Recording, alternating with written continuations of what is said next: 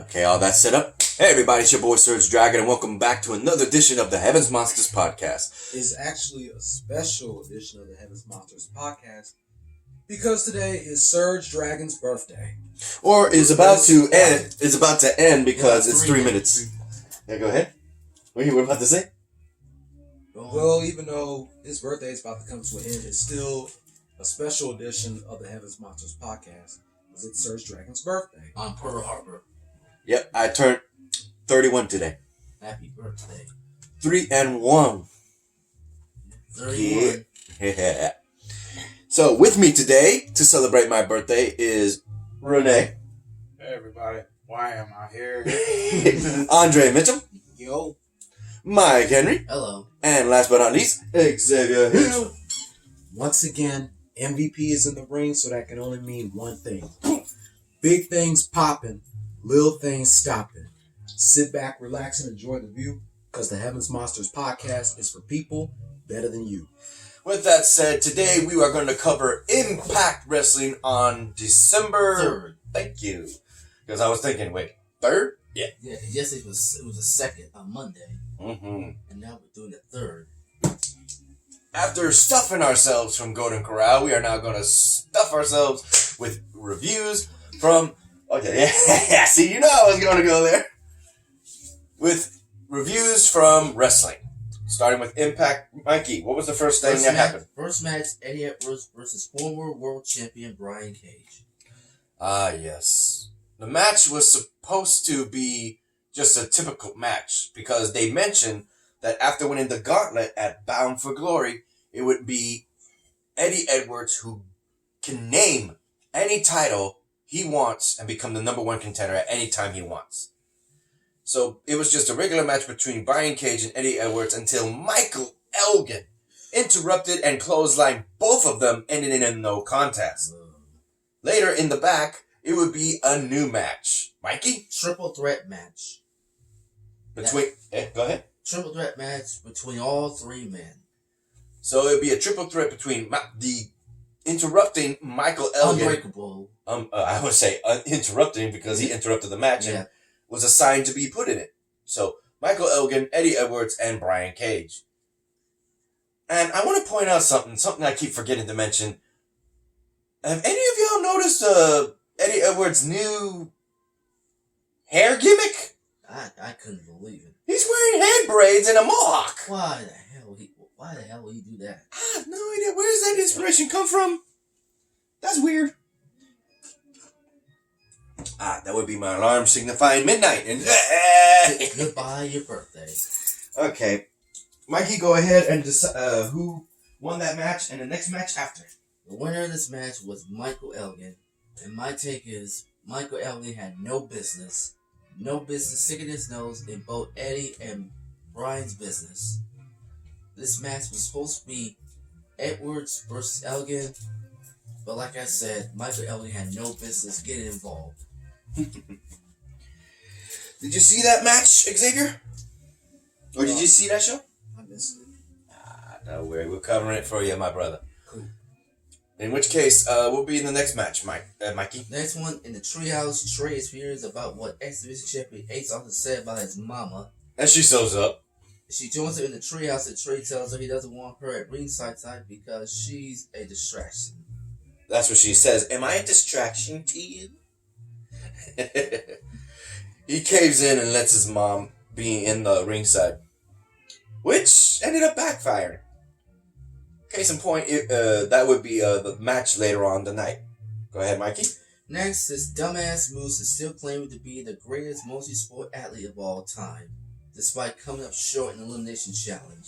Yeah. But he interrupted a basketball game between two young kids to prove that he can shoot flawlessly, but ends up beating two kids up, leaving one hanging off the net. Yeah, one of them actually knows what he was doing on the tennis court.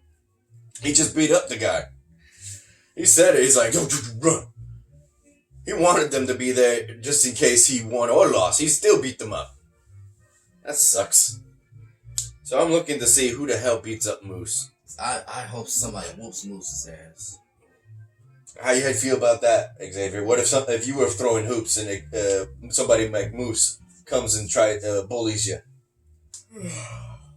I was trying to kick their ass. That's what I would do. Hallelujah. Oh, say it louder, my brother, so the phone can hear you. Kick somebody's ass. That's exactly what I would do. Hallelujah. Or at least try to, because let's face it, Moose can literally pick you up and put you in the fucking basket on the freaking hoop. Put you through the hoop. There you go. That's what it's called. He did that to the poor kid. And I think he was like almost an adult. Or was an adult. 18 years old. Something like that. He looked like that. So what would be the next thing? Next thing, ODB returns to Impact for the first time in a long time.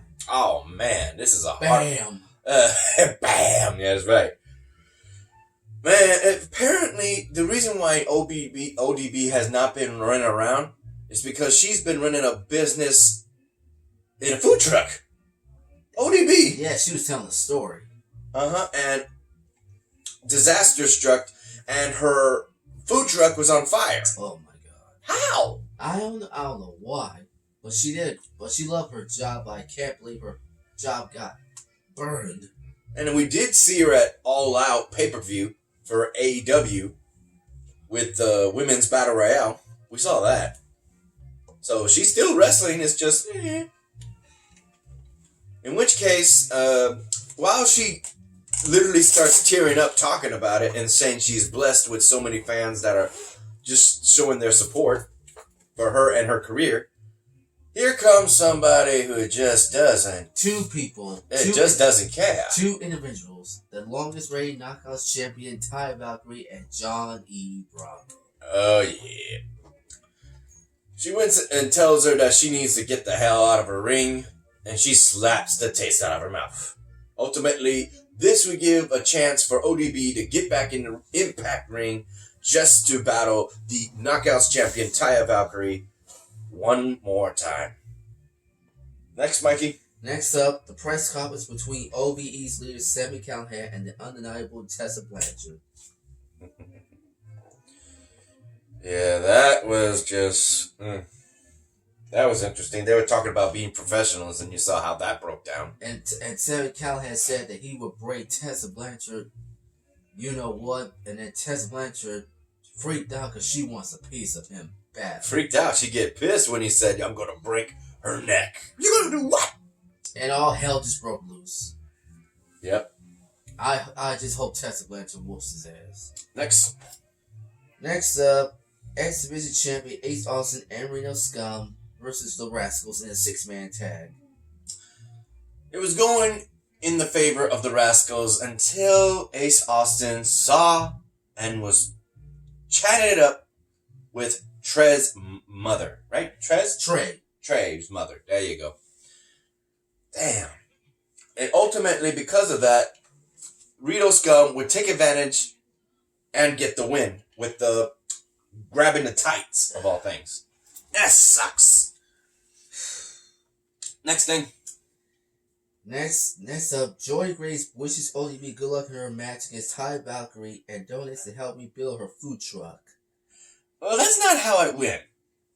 She went in there and she knows that Jordan Grace has a match with Taya Valkyrie. Even though Joy Grace pinned her. Yep. And she goes and tells her what's up, that she's going to she knows she's got a match with her and that she's going to whoop her ass and give her whatever's left, and that's how it's going to go.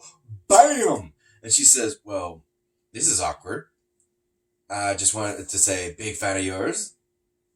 Good luck, and here's something for your truck. And she just puts it right in the cookie jar between her boobs. It's just like, oh, almost there. Sweet. Oh, damn, that's why I love ODB. Damn, she tripping. What's the next thing, Mikey? Next, Joyce really wants to start alliance with Joey Wright, and Joyce surprisingly agrees to the idea. He was just busy on his phone. I don't know what he was doing. He was busy on his phone. Next. RVD and Katie Force return to Impact Wrestling after a hiatus. RVD says he had to take an extended vacation because it's stressful having everyone to try to beat him. He says the fans expect him to continue to raise the bar, but he thinks he's done enough for this industry. but he was interrupted by Tommy Dreamer and suggests a match between him and Rhino as the special guest referee, just like the good old days. RVD turns him down and starts to leave when RVD attacks him on the ramp. Security holds Rhino back as RVD retreats. Yep. And we got Andre on camera on his YouTube page. You putting it straight up this time, huh, bro? I guess so. Yeah, because every time you end up doing that, and then you go sideways. Yeah. And it comes out in that recording. You got to start sideways, make sure the camera is like, not this way. Yeah. There you go. Yes. I don't know. That's fine. If you do it that's better that way. At least you know. At least you know it's facing upward. Speaking of YouTube pages, check out mine's, Andre's, and Sergio's. Oh, let's do that. A shout out to the rest of the Heavens Monsters podcast, as Mikey just said. Myself, Xavier Hill, Mike Henry, and Andre Mitchell. A link to our 3 YouTube pages will be in the description box below if y'all want to check them out. Be sure to hit like on our videos and subscribe to our channels. As always. As always, a remaining shout out to one who is here, Renee, and the ones who are not here, T-Money, Chris Petrie, Farrell, and Delvin.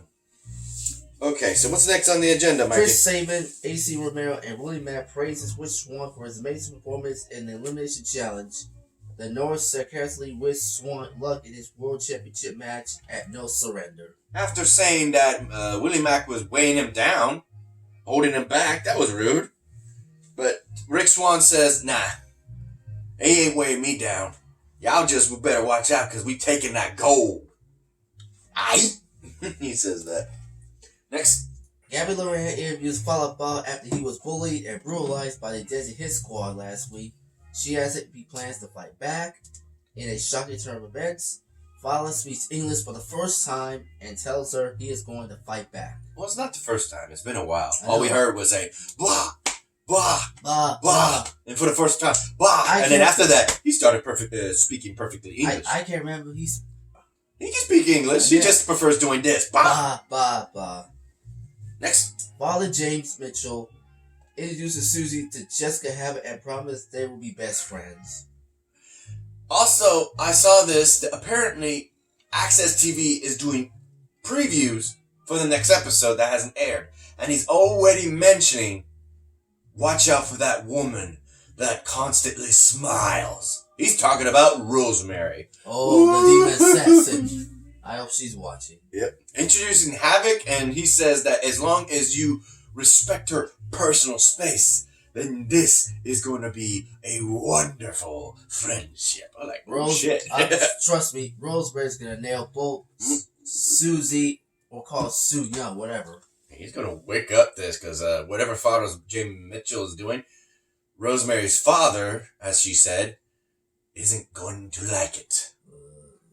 So, next thing? Next, Johnny Swinger versus P. Williams. Tired, Renee? Okay. Yeah. As I was saying, Johnny Swinger versus P. Williams. Yep. P. Williams gets him with the submission, and he's looking for the sleazy man himself to get him the freaking win, and he's like, tap it out. He says, ah! That was like, what the hell is going on? That didn't work out to his plan. Nope.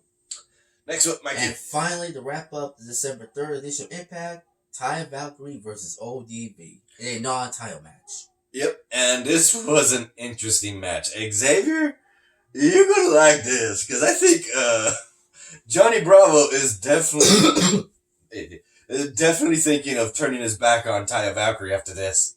Because during the match, Johnny Bravo actually grabbed the flask, which is the little jar that ODB has been known to have her alcohol in. And it's some strong stuff from what I understand. So he's like, hey, she's offering it for him, and he goes for a swig. You hear a freaking fan. All of a sudden, it turns silent perfectly for one fan to say, I remember my first time. Everybody's screaming, oh! You're like, what the fuck? So he drinks it, and he likes it. And ODB goes for what she's known for. She grabs him by the face, and he motorboats him. And he's like, wow! So during the match, apparently, he sees that she's going for the flask again, and he wants another shot. He gets another shot of that alcohol, and he says, "Motorboat me again! Motorboat me again!" I was like, oh, it clearly is not as fun as he thinks he is being with Taya Valkyrie and Johnny Bravo. I mean, Johnny Impact. And when he's in his drunken state, he's showing Taya Valkyrie that he has the title, that he's the champ. I'm like, what the fuck? From behind comes Jordan Grace. I'm about to say Jory Grace. Yeah, but it's Jordan. Jordan Grace. And she has the title. It pisses off freaking Taya Valkyrie and gives ODB the opportunity to pinfall her. And that being said, it's now a triple threat match at Hard to Kill. It is? Yeah, on January 12th. Oh, Nice. That means that Taya does not have to be pinned or submitted. It's every knockout for themselves. Boom! Like ODB says. So they can use chairs, tables, ladders, all weapons legal. No countouts or disqualification. Nice. Oh, that's a pretty rock in the middle of that. And that's how Impact ended. Alright. So how did you think about that, Xavier? What was your take on that? I'm looking forward to the triple threat match, and I'm hoping ODB wins this. And on further note, this is going to be a little tricky because with John Morrison, aka Johnny Impact, coming back to WWE, he's already contracted with them. He signed it. Where does that leave Taya Valkyrie, who has always followed him wherever he went? The exception being WWE. You mean Impact? Yeah, she followed him in Lucha Underground, AAA, and Impact Wrestling, and anywhere else to our unknown knowledge. But WWE is a different circumstance. I don't know. Will she be coming to WWE as well once her contract ends with Impact? I don't know. I don't know where retired. I don't know what the future holds for Taya Valkyrie. We only know Johnny Bravo ain't coming with him. He's gonna stay Impact. He's gonna stay Impact and get his ass kicked. Yeah. Or he's going to be back as a referee. He ain't gonna be a referee. He's gonna be a wrestler. Whatever the case is.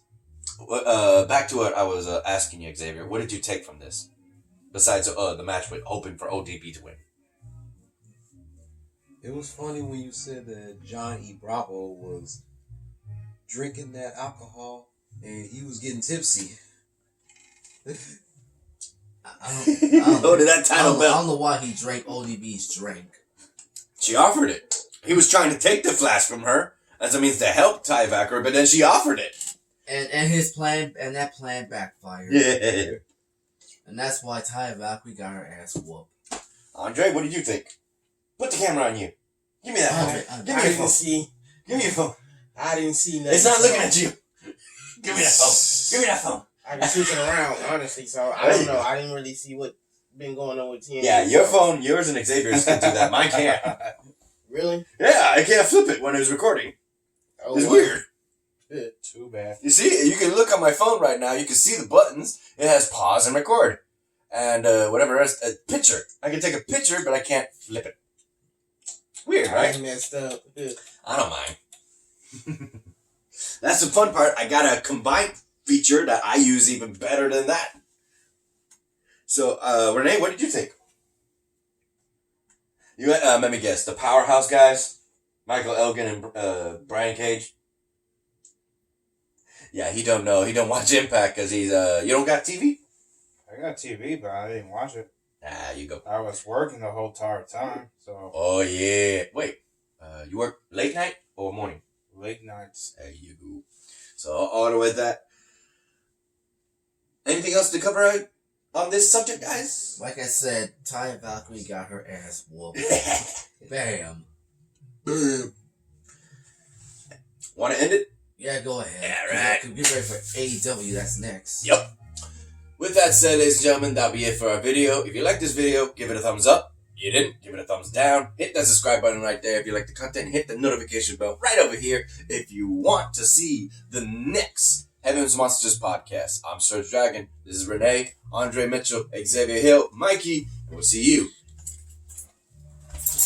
in the next video. Peace out, y'all. Peace.